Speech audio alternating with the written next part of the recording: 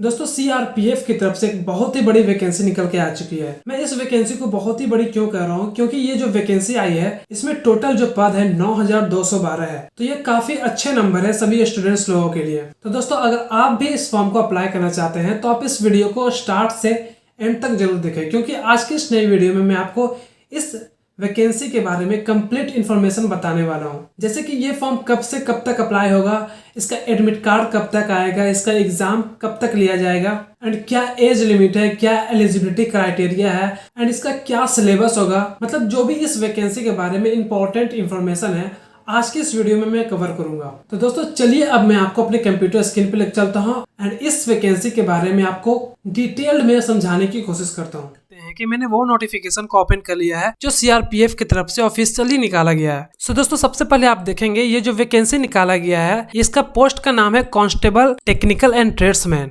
And दोस्तों यहाँ पे आप देख सकते हैं कि ये जो वैकेंसी है मेल एंड फीमेल दोनों लोगों के लिए निकाला गया है। इस फॉर्म को मेल एंड फीमेल दोनों अप्लाई कर सकते हैं। तो दोस्तों चलिए अब मैं आपको डेट्स के बारे में बताता हूँ। यहाँ पे आप देख सकते हैं date of submission of online application 27/3/2023। मतलब आप ये फॉर्म को 27/3/2023 से भर सकते हैं। नेक्स्ट आप देखेंगे आप इसका लास्ट डेट दिया हुआ है, इसका जो लास्ट डेट है 25 अप्रैल 2023 है। दोस्तों नेक्स्ट आप देखेंगे कि इसका एडमिट कार्ड के बारे में बता रहा है release of admit card for computer based test. मतलब जो आपका सीबीटी का जो एडमिट कार्ड आएगा उसका डेट है यहाँ पे 20 जून 2023 से 25 जून 2023 के बीच में आपका एडमिट कार्ड आ जाएगा। नेक्स्ट आप देखेंगे जो आपका सीबीटी एग्जाम होगा, जो जिसे हम कंप्यूटर बेस्ड टेस्ट कहते हैं, उसका एग्जाम आपका 1 जुलाई 2023 से 13 जुलाई 2023 तक होगा। सो दोस्तों मैं आशा करता हूं कि आपको डेट्स के बारे में तो कंप्लीट इन्फॉर्मेशन मिल गया होगा। सो दोस्तों नेक्स्ट हम बात करते हैं नंबर ऑफ वैकेंसीज के बारे में। तो यहाँ पे आप सबसे फर्स्ट में देखेंगे ये जो वैकेंसी निकाला गया है 9212 पदों पे निकाला गया है। जैसा कि मैंने स्टार्टिंग में ही बता दिया था, इसमें जो मेल कैंडिडेट का वैकेंसी का पद है यहाँ पे आप देख सकते हैं 9105 है, एंड फीमेल का आप देखेंगे तो उसका नंबर ऑफ वैकेंसीज है 107। तो 9105 एंड 107 मिला के 9212 वैकेंसीज हो जाते हैं। सो फ्रेंड्स नेक्स्ट आप देख सकते हैं यहाँ पे लिखा हुआ वैकेंसीज ऑफ मेल पोस्ट। तो इसमें कौन सा स्टेट में कौन सा ट्रेड पे कितना वैकेंसी निकाला गया है यहाँ पे आपका दिया हुआ है। तो यहाँ पे आप एक बार चेकआउट कर लेंगे कि आपका कौन से ट्रेड पे कितना वैकेंसी निकाला गया है। यहाँ पे जैसे कि आप देख सकते हैं कि बिहार में ड्राइवर के पोस्ट पे 177 वैकेंसी निकाला गया है, कॉबलर के पोस्ट पे 12 वैकेंसी निकाला गया है। इस प्रकार से आप अपना वैकेंसी को चेकआउट कर सकते हैं। सो फ्रेंड्स नेक्स्ट आप देखेंगे कि फीमेल पोस्ट के बारे में भी यहाँ पे डिटेल्स में बताया गया है कि कौन से स्टेट में कौन से पोस्ट पे कितना वैकेंसी निकाला गया है।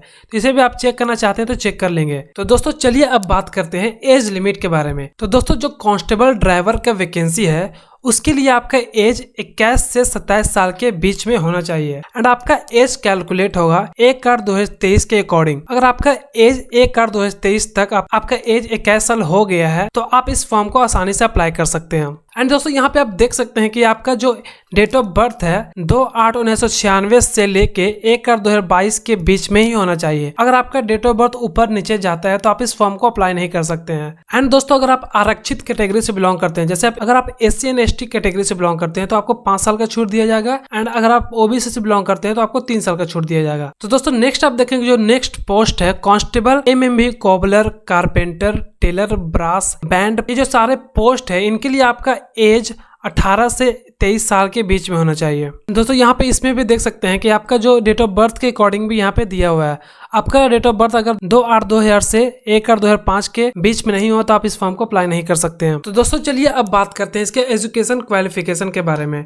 मतलब इसका एलिजिबिलिटी क्राइटेरिया क्या इस फॉर्म को भरने के लिए, इसके बारे में हम बात करते हैं। यहाँ पे आप देखेंगे सबसे फर्स्ट जो ऑप्शन है ड्राइवर का है। जो सिटी ड्राइवर होते हैं उसके लिए आपको एजुकेशन क्वालिफिकेशन चाहिए। आपको कम से कम आपको यहाँ पे मैट्रिक पास होना जरूरी है, एंड इसके साथ साथ आपको एक टेक्निकल क्वालिफिकेशन भी चाहिए। इसमें लिखा हुआ है कि आपके पास हेवी ट्रांसफर व्हीकल का ड्राइविंग लाइसेंस होना चाहिए। मतलब जो हेवी लाइसेंस होता है आपके पास होना जरूरी है, and should pass the driving test at the time of recruitment.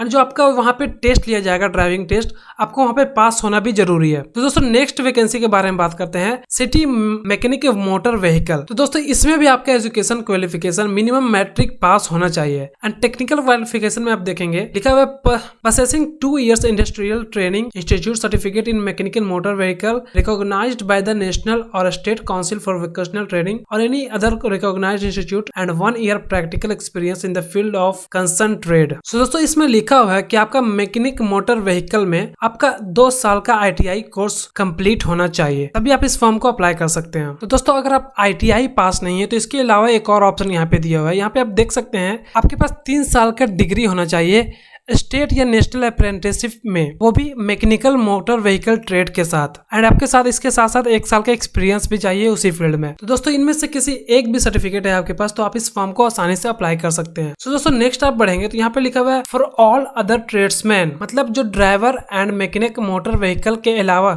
जो और अदर पोस्ट है उसके लिए आपके पास एजुकेशन क्वालिफिकेशन कम से कम आपके पास मैट्रिक का सर्टिफिकेट होना चाहिए एंड टेक्निकल क्वालिफिकेशन में must be proficient and worked in respective trade, मतलब आपको उस ट्रेड में एक्सपर्ट होना चाहिए जिस भी ट्रेड के लिए आप अप्लाई कर रहे हैं। तो फ्रेंड्स नेक्स्ट जो वैकेंसी है Pioneer wing city plumber electrician, इसमें जो आपका एजुकेशन क्वालिफिकेशन चाहिए इसमें भी आपका मैट्रिक मिनिमम मैट्रिक का क्वालिफिकेशन चाहिए आपके पास एंड इसके साथ साथ आपको 1 साल का एक्सपीरियंस चाहिए इन रेस्पेक्टिव ट्रेड, आप जिस भी ट्रेड के लिए अप्लाई कर रहे हैं उसमें आपका 1 साल का एक्सपीरियंस चाहिए। So friends next application fees के बारे में बात करो तो दोस्तों जो भी मेल कैंडिडेट है वो general EWS and OBC category से बिलोंग करते हैं तो उसको यहाँ पे 100 रुपीज का पेमेंट करना पड़ेगा एंड जो भी स्टूडेंट SC ST या फिर फीमेल है तो उसे यहाँ पे कोई भी पेमेंट करने की जरूरत नहीं है। पेमेंट आप किसी भी मोड से कर सकते हैं, यहाँ पे आप देख सकते हैं। तो दोस्तों यहाँ पे नेक्स्ट आप देखेंगे सेंटर सिटी के बारे में कि आपका स्टेट में कहाँ पे आपका सेंटर जा सकता है, उसका सिटी का नाम यहाँ पे दिया हुआ है। जैसे कि यहाँ पे मैं देखूंगा बिहार के बारे में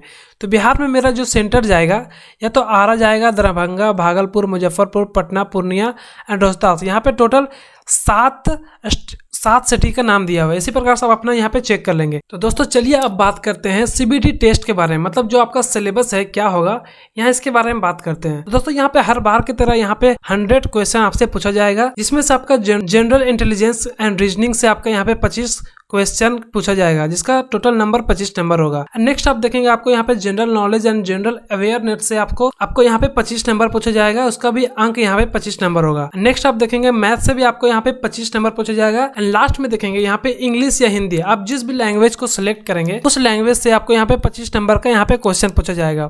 एंड दोस्तों यहाँ पे जो 100 क्वेश्चन इसे सॉल्व करने के लिए आपको यहाँ पे 2 घंटे का समय दिया जाएगा। सो फ्रेंड नेक्स्ट आप यहाँ पे नीचे में देखें कुछ इंपॉर्टेंट पॉइंट्स लिखे हुए हैं। All question will be objective multiple choice type, the CBT will be conducted in English and Hindi only. तो दोस्तों आपका जो एग्जाम होगा वो सिर्फ 2 लैंग्वेज में कंडक्ट होगा, या तो इंग्लिश में या तो हिंदी में। एंड दोस्तों आपका जो एग्जाम का पैटर्न होगा वो सारा ऑब्जेक्टिव टाइप होगा। एंड दोस्तों नेक्स्ट आप देखेंगे there will be a negative marking of 0.25 marks for each wrong answer. इसका मतलब है कि आप जब 4 क्वेश्चन गलत करेंगे तो आपका 1 नंबर घट जाएगा। यहाँ पे आपका 0.25 मार्क्स नेगेटिव मार्किंग है। तो दोस्तों जहां तक हो सके आप नेगेटिव मार्किंग को अवॉइड करेंगे, आप सही से एग्जाम देंगे। सो फ्रेंड्स नेक्स्ट आप देखेंगे the question in the CBT will be of matriculation level. इसका मतलब यह है कि जो भी आप एग्जाम में क्वेश्चन अटेम्प्ट करेंगे वो मैट्रिक लेवल पे ही होगा। सो फ्रेंड नेक्स्ट आप देखेंगे यहाँ पे इसका फुल सिलेबस यहाँ पे लिखा हुआ है। अगर आप इस फुल सिलेबस को पढ़ना चाहते हैं, जैसे कि यहाँ पे लिखा हुआ है जनरल इंटेलिजेंस एंड रीजनिंग, तो जो जनरल इंटेलिजेंस एंड रीजनिंग से जो क्वेश्चन पूछा जाएगा किस सब्जेक्ट से पूछा जाएगा, जैसे कि किस चैप्टर से पूछा जाएगा, यहाँ पे आपका लिखा हुआ है दिस कंपोनेंट में इंक्लूड क्वेश्चन, मतलब जो आपका क्वेश्चन होगा एनालॉजीज से आ सकता है, similarities and differences, spatial visualisation, spatial orientation, यहाँ पे जो भी लिखा हुआ है इस चैप्टर से आपको यहाँ पे क्वेश्चन पूछा जा सकता है। इसी प्रकार से आपको जनरल नॉलेज में भी यहाँ पे देख सकते हैं कि economic science, geography, culture, history, general policy, Indian constitution, scientific research etcetera, इसी चैप्टर से आपको क्वेश्चन यहाँ पे पूछा जाएगा।